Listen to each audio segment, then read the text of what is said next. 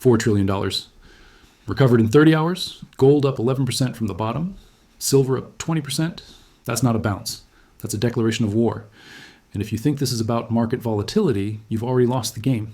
This is about the final chapter of reserve currency dominance, and it follows a pattern that has destroyed every empire in recorded history. Not might happen, will happen. Mathematical certainty. Let me show you something that will change how you see everything happening right now. There's a cycle. It's played out exactly 3 times in modern monetary history, and every single time it ends the same way. Total collapse of the dominant financial system. Currency destroyed, wealth transferred, empire replaced. Rome controlled the known world for centuries. Their denarius was the reserve currency of the Mediterranean. 95% silver content at its peak. Then the wars came. Endless expansion, massive debts, and the emperors did what every failing power does. They debased the currency. By the time of Emperor Gallienus, the denarius was less than 5% silver. 95% down to 5% in 200 years. Citizens hoarded the old coins. The real silver, the economy collapsed. Hyperinflation destroyed savings. The empire fractured, verified. Fast forward. The Dutch Empire, 17th century.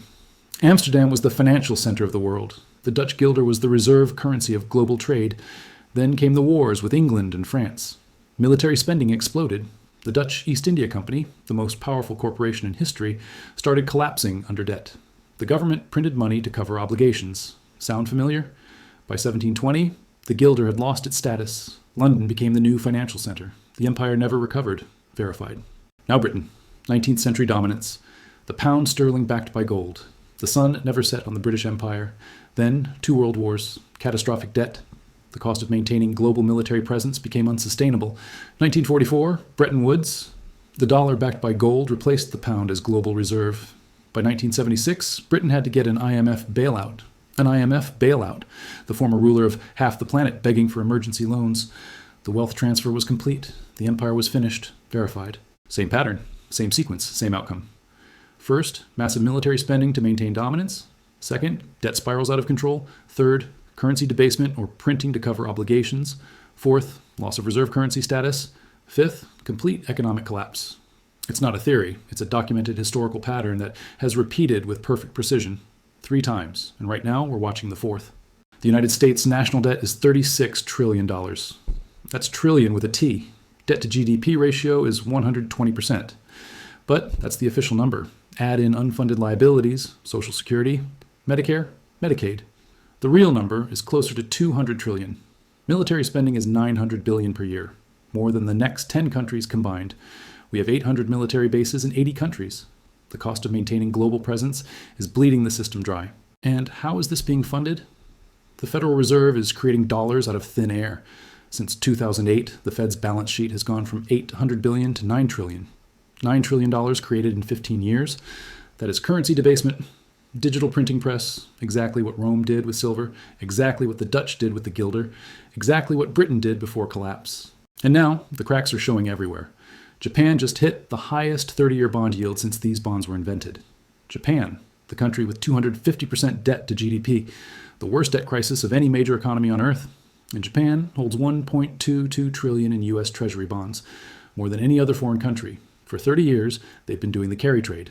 Borrow at 0% in Japan, send it to America. Buy treasuries at 4 to 5%.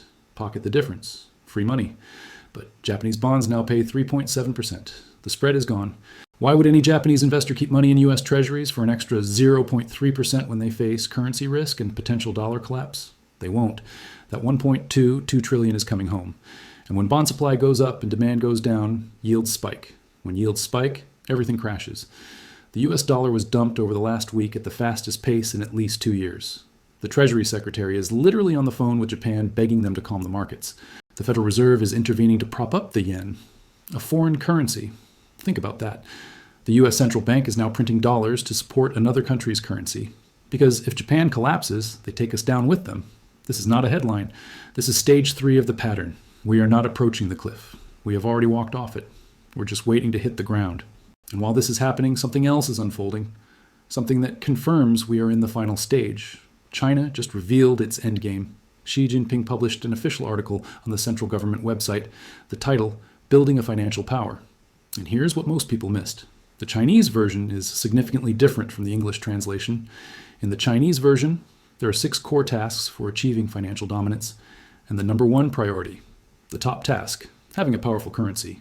And the prerequisite for having a powerful currency, gaining pricing power of gold, becoming the number 1 producer, consumer, and importer of gold in the world, and possessing the world's largest gold reserves. Let that sink in. This is not a rumor. This is not speculation.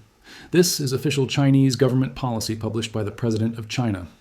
The article was described as the September 3rd military parade in the financial sector. Translation: China is announcing economic warfare.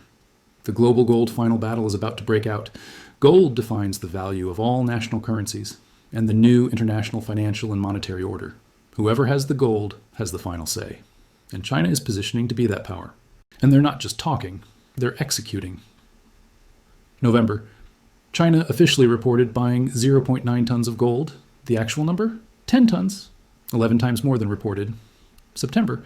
Official report claimed minimal purchases. The real number? 15 tons, 10 times more than officially disclosed. China is buying in secret while publishing minimal numbers to avoid spiking the price. They are accumulating at a scale that will only be revealed when they are ready to announce. And when that announcement comes, when China reveals reserves 10 times or 20 times higher than the world expects, the entire gold market reprices instantly. Every central bank on earth will panic. The scramble begins. The final battle. Not opinion. Pattern recognition. Rome hoarded gold as the denarius collapsed. The Dutch flooded into hard assets as the guilder failed. Britain watched gold flow to America as the pound died. And now, China is accumulating gold as the dollar enters its terminal phase. You can't unsee it once you know the pattern. Now let's talk about what happened last week. The crash. Gold dropped from near 5,100 to a low around 4,400. Silver crashed from over 93 to below 75. $11 trillion wiped out from the precious metals market in days. And retail investors panicked. They sold at the bottom, convinced the rally was over, convinced they'd been scammed. But here's what actually happened. This was forced liquidation, margin calls rippling across the system. Hedge funds had to dump positions to cover other losses. Algorithmic trading amplified the selling. The paper market, the futures, the derivatives, the leverage, it all unwound in a violent cascade. But while retail was panic selling, institutions were buying. Central banks were buying. China was buying. How do we know? Because of what happened next. $4 trillion recovered in 30 hours. Gold ripped from the bottom back above 48.80, up 11%. Silver exploded from the low back above 88, up 20%. $4 trillion in market cap added back in 30 hours. That's not retail. Retail doesn't move $4 trillion in 30 hours. That's sovereign wealth funds. That's central banks. That's the smart money that used the crash as a buying opportunity. They bought the dip while everyone else was running for the exits. And the data proves it. SLV, the largest silver-backed ETF, recorded $41 billion in trading volume on Friday. $41 billion. That was higher than any single traded stock in the entire world that day. Higher than Apple. Higher than Tesla. Higher than Microsoft. That is institutional money. That is algorithmic buying at scale. That is the paper market going absolutely insane while physical buyers were lining up in Singapore. Yes, Singapore. On Monday, retail investors were queuing outside United Overseas Bank, the only bank in Singapore offering physical gold. Even as prices plummeted, they were buying. They were betting that the main drivers of gold's rise, the debt crisis, the currency debasement, the geopolitical chaos, remain completely intact. And they're right. The crash was a paper phenomenon. The physical market never stopped bidding. And the physical shortage is getting worse. Another 2.8% of silver drained out of the vaults in just one day. The vaults are being emptied at an accelerating rate. Bullion Star, a major dealer, is down to one last 1,000-ounce silver bar available for pre-sale. Then they're sold out. These are the bars that industrial buyers need. Solar panels, electronics, EV batteries. The industrial demand for silver is inelastic. It must be met, and supply is vanishing. COMEX registered silver stocks are being depleted. We're approaching March delivery month. If the physical shortage persists and buyers stand for delivery, the squeeze accelerates. The paper market has been suppressing the price for years through leverage and naked shorting. But you can't deliver paper. Eventually, someone has to produce the metal, and if it's not there, the price goes parabolic. Here's the kicker. Open interest in COMEX silver futures dropped to around 142,000 contracts after the sell-off. Back in 2011, during the Reddit-driven silver squeeze attempt, open interest was north of 250,000 contracts. This is not a retail-driven rally. This is institutions and sovereign buyers accumulating while retail sold in fear. The $4 trillion recovered in 30 hours is proof.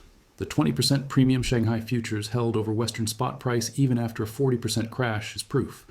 The physical market is diverging from paper, and when that divergence becomes undeniable, the paper price becomes irrelevant. Now let's connect this to the bigger picture. The United States government just announced a $12 billion critical mineral stockpile. Trump unveiled the plan, $10 billion from the U.S. Export-Import Bank, $1.67 billion in private capital. They're securing gold, silver, and strategic minerals before the currency devalues further. The government is literally telling you to buy real assets. When the government starts hoarding the same assets they've spent decades suppressing, you know the end game is near. And it's not just the U.S. Every major power is moving into hard assets. Russia has been buying gold for a decade. Their reserves have quadrupled. India is accumulating. Turkey is repatriating gold from foreign vaults. Central banks globally added 800 tons of gold in 2022 alone, the highest level in 55 years. And 2023 and 2024 continued the trend. The smart money is leaving paper. They know what's coming. So where does this leave the average person, the one not watching these patterns, the one who thinks everything is fine because the stock market hit new highs? Let me paint you a picture. The stock market concentration is at record levels. The top 10 companies now represent a larger share of total market cap than ever before in history. This is a parabolic blow-off top. When this breaks, and it will, the liquidation will be brutal. Trillions will evaporate overnight. Retirement accounts, pensions, 401ks, gone. But it's not just stocks. The bond market is fracturing. Japan's unwinding of the carry trade is pulling liquidity out of U.S. treasuries. Yields are spiking. When yields spike, mortgage rates spike. Corporate borrowing costs spike. The economy seizes. We've already seen over $1 trillion wiped out from the S&P in a 2% drop. Imagine a 10% drop, 20%. The cascading margin calls, the forced selling, the panic. And through it all, the currency keeps getting debased. Every bailout, every stimulus, every intervention. More dollars created, more inflation embedded into the system. The price of food keeps rising. Energy costs keep rising. Housing becomes unaffordable. Savings lose purchasing power. This is the slow collapse. The hidden tax, the theft that happens while everyone is distracted by stock market numbers and political theater. But here's what they're not telling you. This is a wealth transfer. It always is. Wealth doesn't disappear in a collapse. It moves from those holding paper to those holding real assets, from the unprepared to the prepared, from the majority to the minority who understood the pattern. Rome collapsed, but those who held gold survived. The Dutch Empire fell, but those who owned land and commodities preserved wealth. Britain lost reserve status, but those who moved into dollar-denominated assets early made fortunes. And now, as the dollar enters its final chapter, those holding physical gold, physical silver, land, tangible assets, will be the ones who preserve and multiply wealth. $4 trillion recovered in 30 hours is not normal. It is not random. And it is not simply market resilience. It is a signal that powerful institutions and sovereign players are positioning for what comes next. When that much capital moves that fast, it means something is breaking beneath the surface. This was not retail investors stepping in out of confidence or optimism. This was central banks, hedge funds, and sovereign wealth funds repositioning at record speed. It was China quietly executing Xi's long-term gold strategy while the public was distracted by paper market volatility. It was central banks draining physical vaults while retail investors sold in fear. It was the divergence between physical and paper markets becoming so clear that it can no longer be ignored. We are watching the global financial system fracture in real time. The historical pattern is now complete. Massive military spending is in place. Unsustainable sovereign debt has reached record levels. Currency debasement through endless money printing has become standard policy. The loss of reserve currency status is no longer theoretical. It is already in progress. Every major empire in history followed this same sequence, from Rome to the Dutch Republic to the British Empire. Expansion led to debt led to debasement led to decline, and decline led to collapse. The United States is now walking that same path, with the only difference being speed. Technology has compressed timelines, accelerated capital flows, and magnified panic. When confidence breaks in this environment, it does not crack slowly, it collapses all at once. We are no longer talking about changes that will happen over decades or generations. We are talking about years, possibly even less. Information spreads instantly. Fear spreads instantly. Capital moves instantly. When trust disappears, the system unravels at record speed. This is why understanding where you are in history matters. You're living through a monetary regime change, a fourth turning of reserve currency collapse. This is the transition period when old systems die and new ones are built. It is chaotic, dangerous, and confusing, but it is also the period when massive wealth transfers take place. Most people never realize what is happening until it is already over. Positioning correctly is no longer optional, it is essential. That means physical gold and physical silver, not ETFs, not derivatives, not paper promises, and not products that depend on institutional trust. It means assets you can hold, control, and store outside the financial system. When confidence disappears, paper assets lose credibility, and history shows that real metal survives every monetary reset. Alongside precious metals, diversification into assets that cannot be printed becomes critical. Land, energy, agriculture, strategic commodities, and critical minerals all represent forms of real value that governments cannot create with a keystroke. In every currency collapse, these assets preserve purchasing power while fiat money fails. At the same time, exposure to long-duration bonds and heavily overvalued equities must be reduced. Bonds are promises, and in inflationary collapses, promises get broken. Savers are wiped out, pension systems implode, and long-term debt is destroyed. Overvalued stocks are equally vulnerable when liquidity dries up and earnings are crushed by inflation. The idea that markets always go up only applies in stable systems. This system is no longer stable. Staying informed, therefore, becomes one of the most valuable forms of protection. Most people outsource their thinking to headlines and social media narratives. They chase hype and react emotionally, which is how they get trapped. Understanding patterns instead of noise is the difference between preparation and panic. The $4 trillion recovered in 30 hours was not a victory. It was a warning shot. It was a financial tremor signaling that deeper instability is building beneath the surface. Japan's bond market is destabilizing. Treasury volatility is increasing. Major players are quietly reducing dollar exposure. Physical vaults are being drained. China is accumulating strategic reserves at record levels. These are not isolated events. They are connected symptoms of a global monetary system under strain. And we are not at the beginning of this crisis. We are in the middle of it, and most people have no idea. Many still see stock markets near record highs and assume everything is fine. They see gold and silver volatility and conclude that it is too risky. They trust banks, governments, and institutions because they have been conditioned to do so. But trust is always the first casualty in a collapse, and once it is gone, it never fully returns. When forced liquidations become systemic failures, when counterparty risk becomes visible, and when confidence evaporates, preparation becomes impossible. When reserve currency status is lost in practice rather than theory, when global trade reprices and capital controls appear, it will already be too late. This transition follows the same pattern every time. Slow deterioration, gradual stress, and then sudden collapse. Once you recognize it, you cannot unsee it. Currency collapse is not speculation. It is mathematics. It is the relationship between debt and productivity, deficits and confidence, money creation and real output. Right now, that math is broken. $4 trillion in 30 hours proves the battle has already begun. China's gold strategy confirms that major players are positioned. Vault drains confirm physical shortages. The Shanghai Premium confirms that pricing power is shifting east. U.S. stockpiling of critical minerals confirms that even policymakers know what is coming. This is not fear-mongering, it is pattern recognition. Every claim can be verified. The data is public. Look at Rome, the Dutch Republic, and Britain. Then look at U.S. debt, money supply growth, Japan's bond market, China's gold purchases, and central bank balance sheets. Look at who bought during the recovery and who sold in panic. The pattern is undeniable. It is not a question of if, it is a question of when. This is only the beginning. The final battle for gold pricing power is underway. The largest wealth transfer in modern history is in motion. The next few years will determine who adapts to the transition and who is wiped out by it. Preparation today determines survival tomorrow. Position accordingly.